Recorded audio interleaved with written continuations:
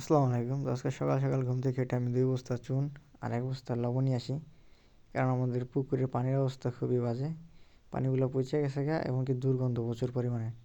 আমাদের খামারের যে বিষ্ঠাগুলো আছে মুরগির, সম্পূর্ণ বিষ্ঠা পানির মধ্যে পড়ে। কারণ আমাদের নিচে পাঙ্গাস মাছ চাষ করি আমরা। আর যেহেতু এটা শীতকাল, এজন্য আমাদের মাছগুলোতে খাবার খাচ্ছে না। আর পাঙ্গাস মাছ কম আছে, তো এইজন্য আমাদের পানিগুলো নষ্ট হয়ে গেছে গা। তো মাছ অনুযায়ী আমাদের খাবার বেশি দেওয়া হয়, মানে বিষটা বেশি হয়ে গেছে, যেহেতু বেশি মুরগি পালন করি আমরা। তো আমি এর সাথে লবণ দিয়ে দিতেছি, কারণ মাছের যে গাল থাকে, ওটার মধ্যে যে একটা যে কান, মানে যেটা দিয়ে পানি চাপায়, ওটার মধ্যে উকুন হয়, অনেক ধরনের ভাইরাস হয়। ভাইরাসটা যাতে পরিষ্কার হয়ে যায়, যাতে সমস্যা না হয় এখানে।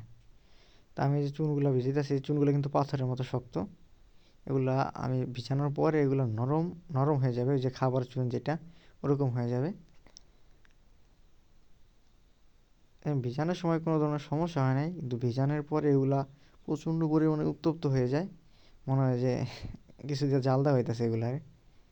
এই যে আমরা আপনাদেরকে দেখাই যে আমি ভিজেছি। এই যে আমাদের পুকুরের বর্তমান অবস্থা দেখেন, সম্পূর্ণ পুকুরের শ্যাওলায় পচা পানিতে ভরে আছে, দেখেন। এগুলো সব কেটে যাবে, চুন দেওয়ার সাথে সাথে পানি পরিষ্কার হয়ে যাবে। আমাদের খামারের সাইডের পলিগুলো আমরা উঁচু করে দেবো, যাতে নিচ দিয়ে বায়ু চলাচল করতে পারে, গ্যাসটা বের হয়ে যায় খামারের নিচ থেকে।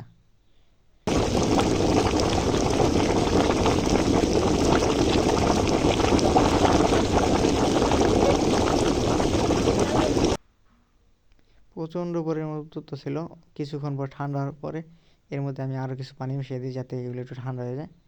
ঠান্ডার পরে এই যে আমি, যেহেতু আমাদের একটা পুকুরের মধ্যে নামা সম্ভব নয়, পানিগুলো পচে গেছে গা, প্রচণ্ড পরিমাণে চুলকায় পানিতে। আমি নামার চেষ্টা করছিলাম।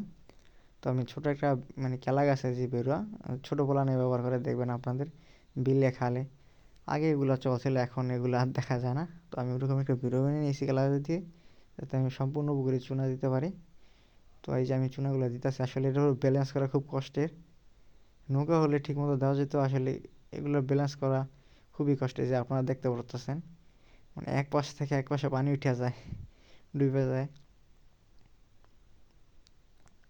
তো সম্পূর্ণ পুকুরে আমি এভাবে চুনগুলো দিব, যাতে সম্পূর্ণ পুকুরের ময়লাগুলো কাটে জায়গা পরিষ্কার হয়ে যায় সম্পূর্ণ পুকুরের পানি, যাতে কোনো ধরনের ভাইরাস না থাকে। তো এই যে দেখেন, আমাদের যে চুন দেওয়া সম্পূর্ণ শেষ। খামারের সাইডে যে পলি ছিল, এগুলো আমি উপরে উঠাই দিচ্ছি, যাতে নিচে পানিটা বদলায় যায় আর গ্যাসগুলো বের হয়ে যায়, যাতে নতুন বাচ্চা আসলে আর কোনো সমস্যা না হয়।